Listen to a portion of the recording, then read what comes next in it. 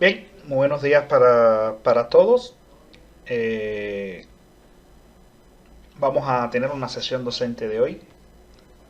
Vamos a continuar con el tema que previamente habíamos aperturado en la sesión anterior, cálculo de desplazamientos en vigas isostáticas, procedimiento de la doble integración, pero en esta oportunidad vamos a tener varios tramos, específicamente dos tramos, con el objetivo de ver cómo se opera con el tratamiento algebraico, con el planteamiento de las condiciones que dan solución al problema. Inmediatamente, pues tenemos la bibliografía. Tenemos dos orígenes básicamente, el clásico Timoshenko, el Legibere, con su procedimiento de la doble integración en estas páginas. Y también podemos ver otro enfoque del autor Feodosiev y hacer una comparación y ver estas cuestiones y las relaciones diferenciales de equilibrio que si llegó ahora a la sesión, pues en la conferencia de una mirada al modelo de Euler-Bernoulli, pues ahí se llevan a cabo las bases para la deducción del modelo, entre ellas el equilibrio interno tan importante. El objetivo de la clase de hoy es precisamente calcular una viga isostática con determinadas condiciones de complejidad, en donde a través de la interpretación física matemática poder llegar a obtener el campo de desplazamiento. Vamos a ir en esta interacción conjunta relacionando estos aspectos. Habíamos visto el modelo a nivel de la ecuación diferencial de la línea elástica de la viga. Habíamos visto factores fundamentales de esa ecuación, y es el hecho de que es una ecuación constitutiva del material a nivel de la sección transversal. No es un modelo matemático, ya que falta la integración del equilibrio. Si no entiende lo que estoy expresando, vamos a ir un momentico al modelo de Euler-Bernoulli. Ahí vemos las bases para la concepción de un modelo. En este caso, la ecuación es una ecuación constitutiva, no es un modelo matemático, ya que su alcance es limitado a estructuras isostáticas. Desde el punto de vista matemático, podemos clasificarla como una ecuación diferencial de segundo orden, lineal, con coeficientes constantes y no homogéneas.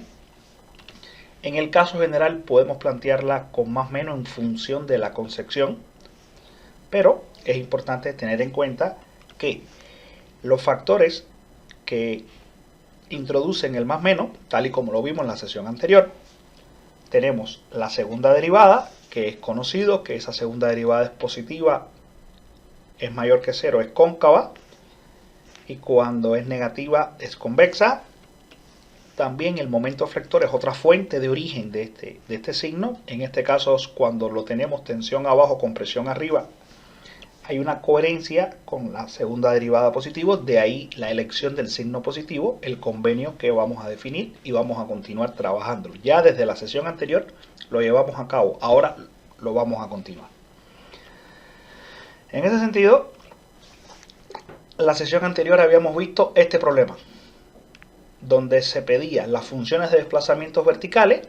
Esta variable le podemos llamar transversales, flechas, deflexiones y los ángulos de giro, y después el desplazamiento y el ángulo de giro máximo. Es decir, son dos incisos que nos habíamos propuesto obtenerlo en la clase anterior. El problema, que fue el primer caso, fue un problema de un solo tramo, donde la solución del mismo fue el desplazamiento máximo está en el extremo, al igual que el ángulo de giro. Su valor es el menos un tercio, es que es hacia abajo, ya respetando nuestro convenio, y el ángulo de giro máximo lo representamos, un ángulo que gira horario. Esta solución fue obtenida en la sesión anterior. Ahora, en este ejemplo 2, seguimos pidiendo lo mismo, las funciones de desplazamiento y los desplazamientos máximos de ángulo de giro y de desplazamiento, pero le incrementamos el nivel de dificultad a una viga. Sigue siendo isostática, pero de dos tramos.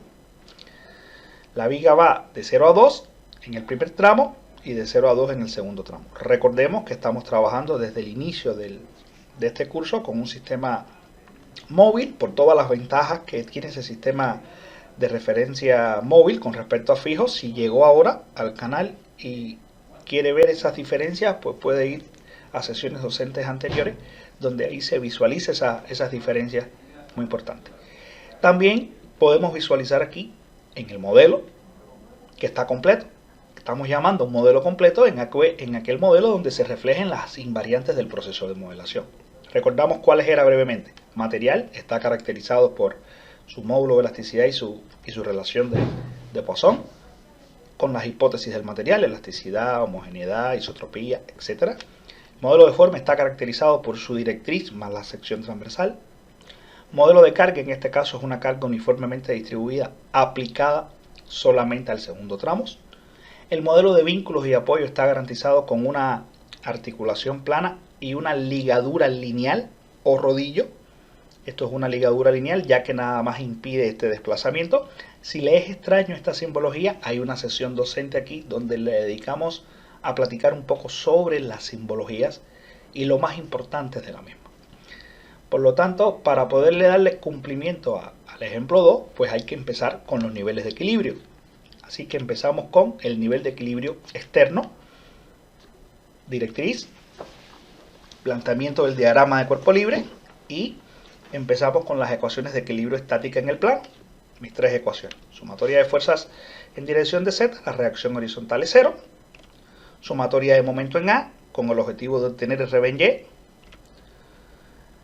Lo hacemos de derecha a izquierda, menos RB en Y, el brazo es 4. La resultante, 10 por 3 igual 0. RB en Y nos da positivo, significa que el sentido es correcto y nos da 7.5 kN. Sumatoria de fuerzas en Y, las dos reacciones, la resultante y RA en Y nos da 5 medios. En este caso, como tenemos dos tramos, tenemos que hacer dos cortes, identificados con las secciones arbitrarias de corte, la sección 1 y la sección 2. Vamos a pasar ahora al segundo nivel de equilibrio. Hacemos el primer corte, cortamos, seleccionamos el diagrama de la izquierda, en este caso este diagrama, las fuerzas interiores que actúan aquí, la distancia al corte Z, brevemente, sumatoria de momento en la sección genérica 1, pues nos da la reacción por su brazo Z menos el momento, igual, nos da esta función que es lineal.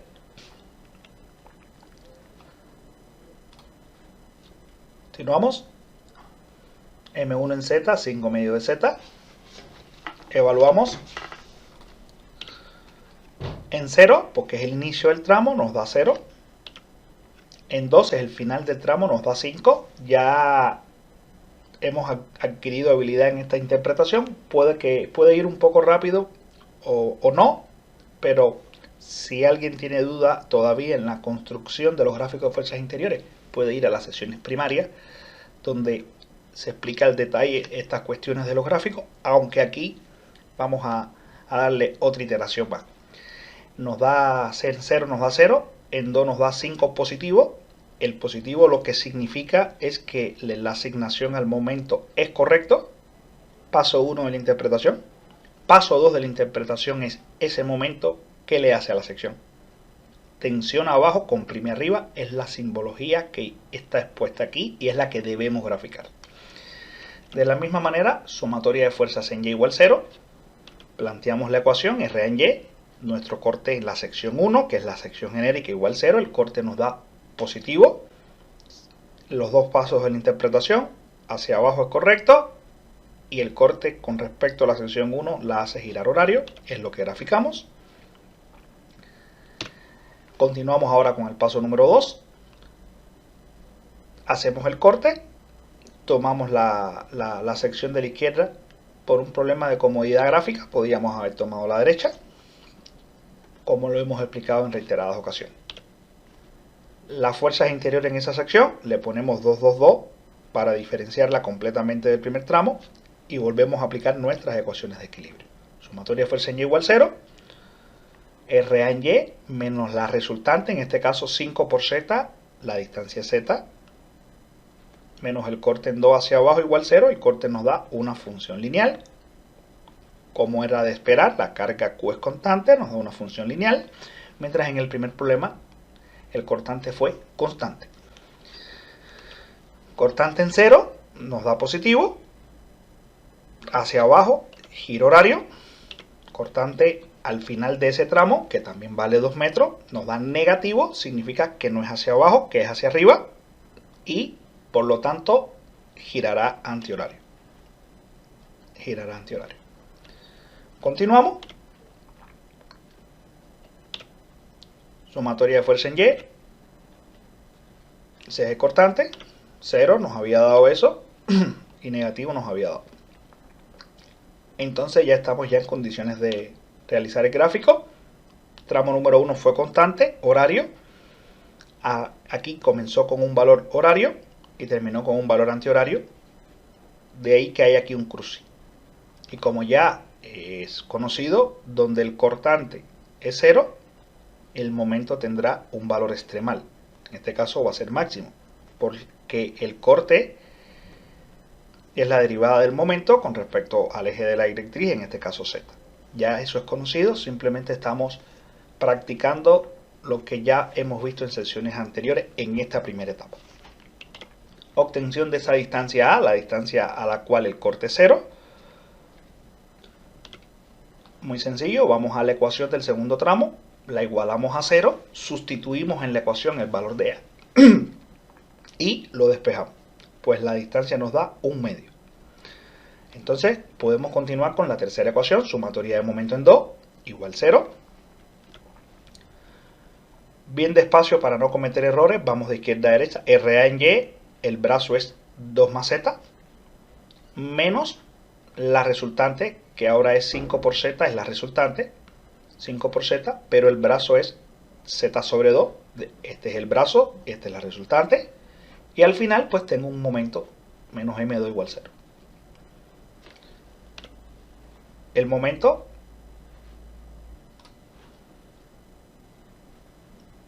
nos da una expresión cuadrática, como es conocido, y evaluamos en 0, nos da 5, positivo. En este caso, significa que el sentido que le dimos es el correcto, y por lo tanto, está tensionando abajo, comprimiendo arriba. Al final del tramo nos da 0. Importante, al final del tramo, sustituyendo en 2, nos da 0. Teniendo en cuenta que el corte, la sección fue en 2, pues aquí ya podemos dibujar el diagrama. En el primer tramo es lineal, en el segundo tramo tiene su máximo momento a la distancia donde el corte es 0. ¿Cómo se encuentra este momento máximo? Que tiene que ser mayor que 5, que es el del inicio. Pues evaluando la ecuación de momento a la distancia 1 medio, eso lo haremos ahora. Momento máximo se encontrará en la ecuación de momento evaluado en la distancia A, nos da 5.625. Aquí hay que comprobar dos cosas. Primera cuestión, que nos dé mayor que en el inicio del tramo, mayor que 5, es correcto. Segunda cuestión importante, tiene que seguir tensionando abajo y comprimiendo arriba. En otras palabras, tiene que darme positivo, eso lo comprobamos, es positivo, lo cual significa que sigue tensionando abajo, comprimiendo arriba. Por lo tanto, ya tenemos los gráficos o las ecuaciones, que es lo que más interesa para poder cumplir con el objetivo de la clase, las ecuaciones de momento del primero y segundo tramo. Es importante entender cuestiones que se le explican constantemente al estudiante de la característica iterativa o de proceso de continuidad que es el conocimiento. Es decir, aquí se está pidiendo el cálculo de los desplazamientos, pero el cálculo de los desplazamientos en este primer enfoque del procedimiento de la doble integración depende de previamente que el estudiante garantice ese equilibrio interno, específicamente la obtención de las funciones de momento flector. Y aquí se pide una habilidad anterior. Por eso es importante la consecutividad dentro del proceso de formación. Se pide y hay que volver a iterar para poder garantizar ese punto de partida. Continuamos. Aquí tenemos nuestro problema. Tenemos tramo número 1. ¿Y qué vamos a hacer ahora? Pues vamos entonces a calcular esos desplazamientos. Para eso vamos a dividir el proceso precisamente en los dos tramos que está dividido en nuestro problema. Tramo número 1, para no equivocarnos le vamos a poner 1. Función de desplazamiento 1, momento 1. En este caso el material y el momento de inercia es el mismo, así que no le ponemos 1, pero en el caso general todo podría tener subíndice 1 para identificar que todo está asociado al primer tramo, que va de 0 a 2. En este caso, teniendo como precedente la sesión anterior, pues continuamos con el proceso. Sustituimos en el momento 5 medio de z, una función lineal. Procedemos a la primera integración. Nos quedó el ángulo de giro 1, z cuadrado sobre 2, 4, más c1. Procedemos a la segunda integración. Nos quedó la expresión cúbica. Y aquí hemos tenido todas las expresiones vinculadas al primer tramo. Como es natural, tenemos dos constantes de integración, c1 y c2. De manera análoga, vamos al segundo tramo. Y volvemos a plantear la ecuación con sus índices 2. Para no equivocarnos y tener ese proceso garantizado. Planteamos la ecuación, la sustituimos, aquí está, y empezamos con el proceso de integración paso a paso. Primera integración, el ángulo de giro 2, vamos integrando, es un polinomio, la integración es bien sencilla, 3 sobre 2, 3 por 2, 6, al cuadrado sobre 2, 5z más c3. Continuamos con la última integración y nos queda 4 sobre 4, 24, 3 por 4, 12, vamos integrándola, C3 por Z más C4. Enumeramos las constantes de integración del tramo 2, diferentes a las del tramo 1 para no equivocarnos. Por lo tanto, como era de esperar, tenemos ya 4 constantes de integración que deben ser obtenidas, C1, C2, C3 y C4. En este punto, el estudiante debe de tener en cuenta lo siguiente.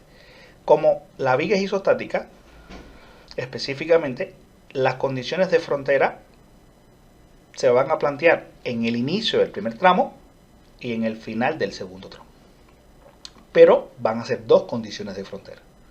Entonces yo necesito otras dos condiciones, porque mi problema tiene 4 incógnitas. C1, C2, C3 y C4. Pues ¿de dónde obtengo las otras dos que me hacen falta para tener un sistema completo? Pues la respuesta es bien sencilla. De garantizar la continuidad en la sección que delimita el tramo 1 con el tramo 2. Esa continuidad, pues muy sencillo, para que una función sea continua hay que garantizar que el límite por la izquierda y que el límite por la derecha sea igual, hay que garantizar que la función esté definida en el punto donde se quiere lograr esa continuidad. En este caso, eso es lo que vamos a hacer. Planteamiento de las condiciones de frontera y de continuidad. Empezamos con el primer grupo, el que ya conocemos, las condiciones de frontera. En este caso, el desplazamiento en el inicio del tramo 1, así hay que leerlo. El desplazamiento en el inicio, que es 0, del tramo 1 es igual a 0. El desplazamiento en el final, que es 2 metros del tramo 2, es igual a 0. Aquí hay un apoyo que impide este desplazamiento, igual que aquí.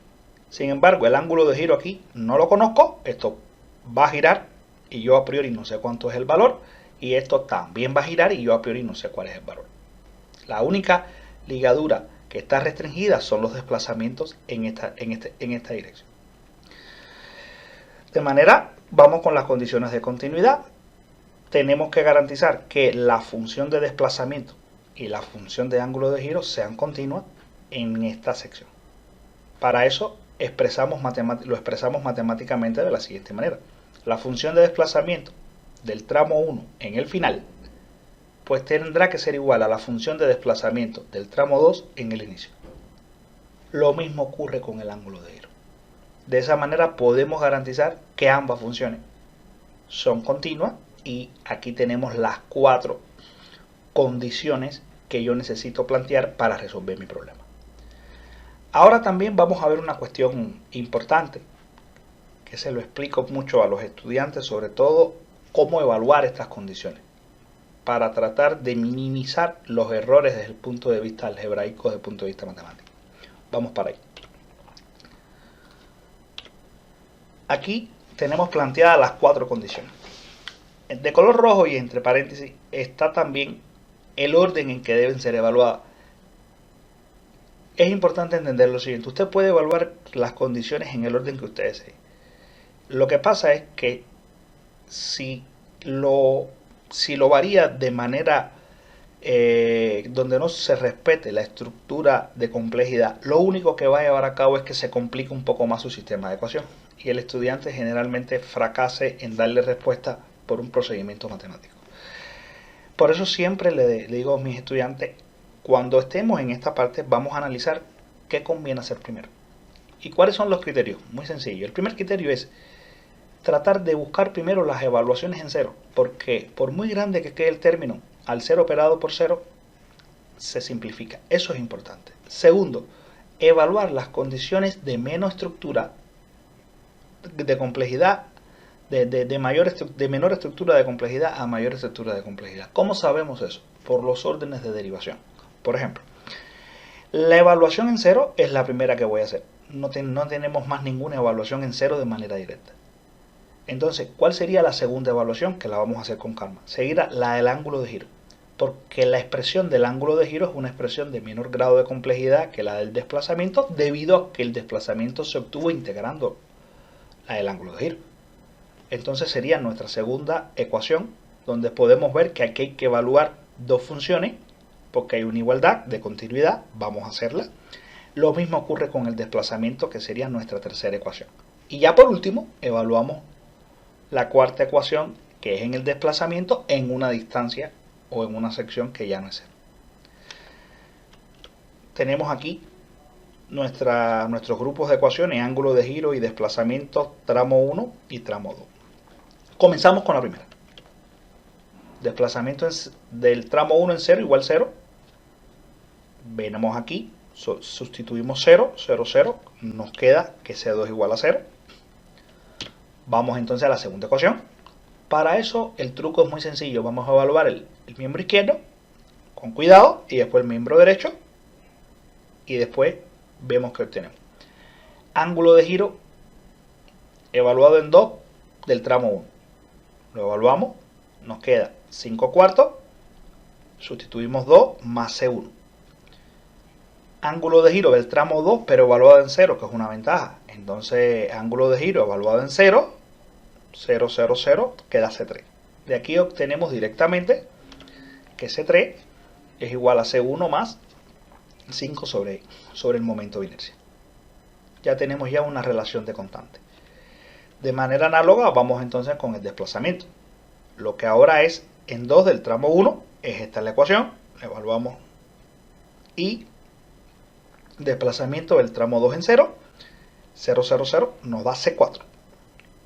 Volvemos a obtener una relación de C4 en función de C1. Previamente habíamos obtenido C3 en función de C1, por lo tanto la variable independiente o libre o la que parece que condicione C1. Pues excelente. Continuamos. El desplazamiento en 2 igual 0.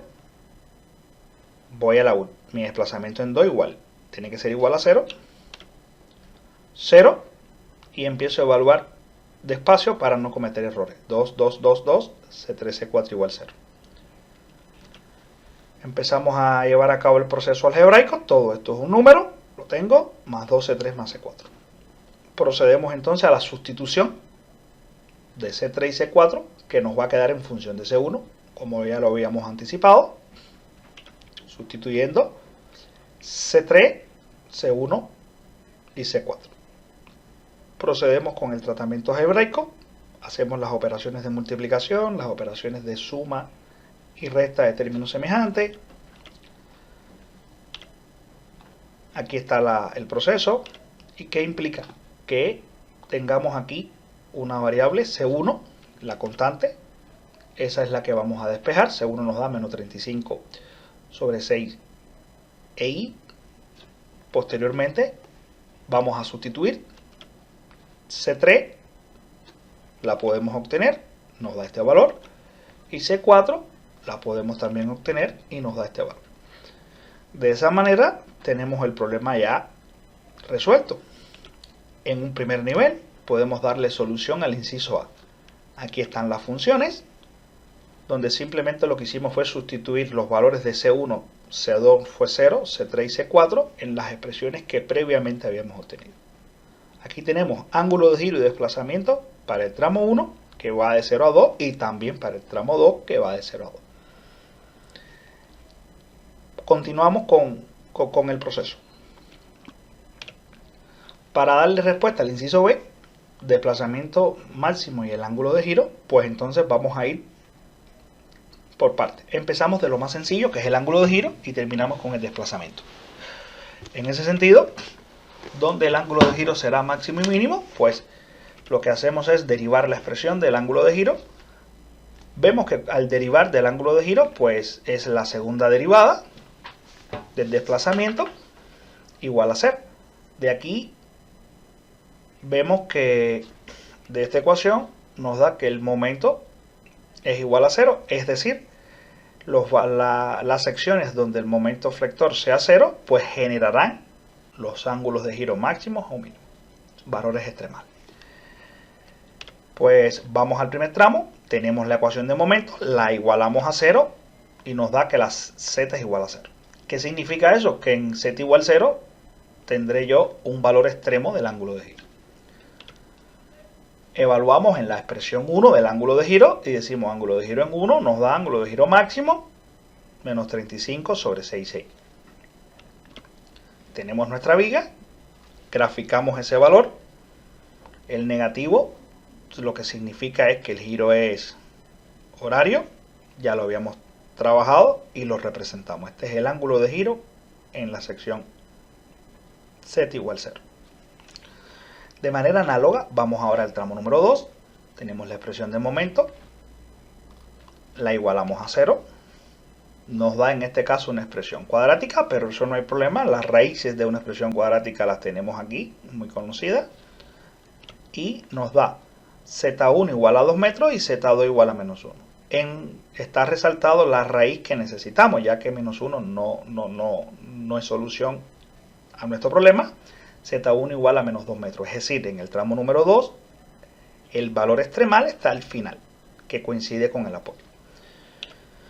Evaluamos la expresión 2 máximo, evaluamos en 2 y nos da 5 sobre 2 EI. Eso significa que el ángulo de giro fue positivo, significa que el giro es antihorario en el sentido trigonométrico y aquí está su representación. En ese sentido, el ángulo máximo de giro va a coincidir con el tramo número 2, que es donde está aplicada la carga, como la lógica indica, y vale 15 sobre 2 EI. De aquí podemos generalizar un concepto que nos va a ayudar mucho, y es el siguiente. En una viga simplemente apoyada, los ángulos de giros máximos se encuentran en los apoyos. Esto lo pudimos ver, calcular. Vamos a continuar. Si ahora queremos el desplazamiento transversal máximo y mínimo, pues tenemos que hacer exactamente lo mismo. Buscamos los valores extremales, la derivada que coincide con el ángulo de giro tiene que ser igual a 0 y planteamos el mismo proceso. Tramo número 1, su expresión de ángulo de giro igual 0, nos queda una expresión cuadrática. Vamos a resolverla porque está bien sencilla. Es una cuadrática donde no tiene el término z, por lo tanto su resolución es directa. La z o las raíces de esa ecuación es más o menos raíz cuadrada de 14 tercios.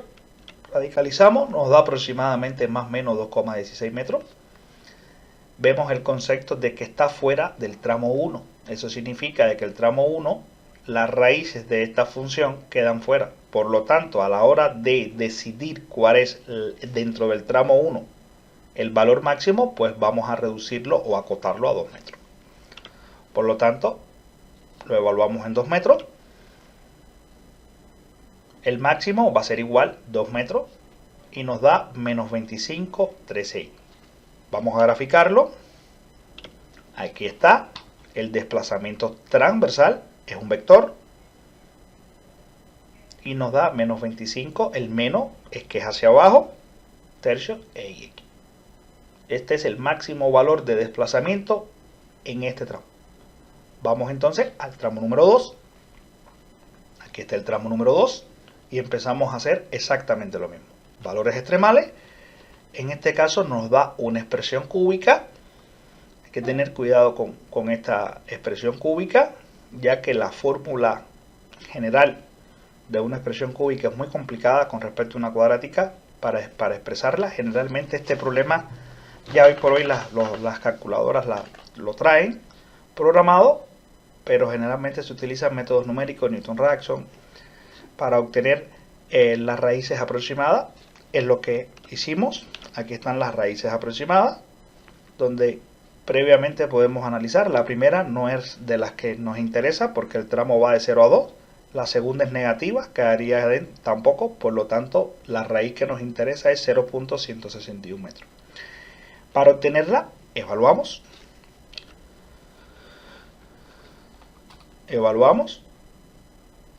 la expresión del tramo 2 evaluada en este extremo, nos da menos 8.401 EI. Y es el desplazamiento máximo de este tramo. Brevemente, vamos a hacer lo siguiente. Si queremos expresar en notación decimal 25 tercios, nos da que es 8.33 periódico. Si queremos realizar una comparativa entre el desplazamiento que se obtiene al centro del claro, que es el máximo del tramo 1, nos da 8.333 periódico, y el desplazamiento que se obtiene en el máximo del segundo tramo, que va a ser el máximo de todo el problema, nos dio 8.401. Si hacemos una comparativa desde el punto de vista de las diferencias significativas que representa este valor con respecto a este valor, vemos que es muy pequeña. Eso significa que en este problema, con el objetivo de evitar al estudiante obtener estas raíces si no dispone de una calculadora o si todavía no dispone del conocimiento de obtener raíces mediante métodos aproximados, una alternativa para este problema en particular es dar como valor máximo lo que ocurre al centro del claro debido a sus pocas diferencias relativas. Ese es importante establecerlo. De esa misma manera, vamos entonces a continuar. Aquí vamos a destacar varias cuestiones. Primero, los gráficos de fuerzas interiores, en donde en esta oportunidad el valor máximo del momento flector ocurre en una distancia del segundo tramo denominada A. Y en ese sentido también vemos que el desplazamiento vertical máximo ocurre a una distancia denominada Z sub 2, 0.16, es decir, está un poquitico más desplazada del centro de la viga que la distancia del momento. Eso significa, y es importante entenderlo, que la sección transversal en donde el momento es máximo no coincide con la sección transversal en donde el desplazamiento transversal es máximo. Hay subdiferenciación. Eso es importante, aunque a veces de manera aproximada se elija evaluar esta expresión en donde el momento flector es máximo, pero en términos rigurosos no coincide. Es importante entender ese concepto. También hacemos énfasis en un concepto importante donde el estudiante, cuando está comenzando estos procesos, tiende a confundir. Es importante entender que el momento flector nos había obtenido un polinomio de grado 2, una parábola cuadrática, para el tramo 2, para el tramo 1 fue una función lineal. Sin embargo, en el cálculo de los desplazamientos verticales, aquí nos dio un polinomio de grado 3, aunque representemos esto con curvas, es importante tener en cuenta que son polinomios de órdenes distintos. Aquí fue de cuarto orden, aquí fue de tercer orden para la variable desplazamiento transversal y aquí fue de segundo orden. Eso es muy importante tenerlo en cuenta.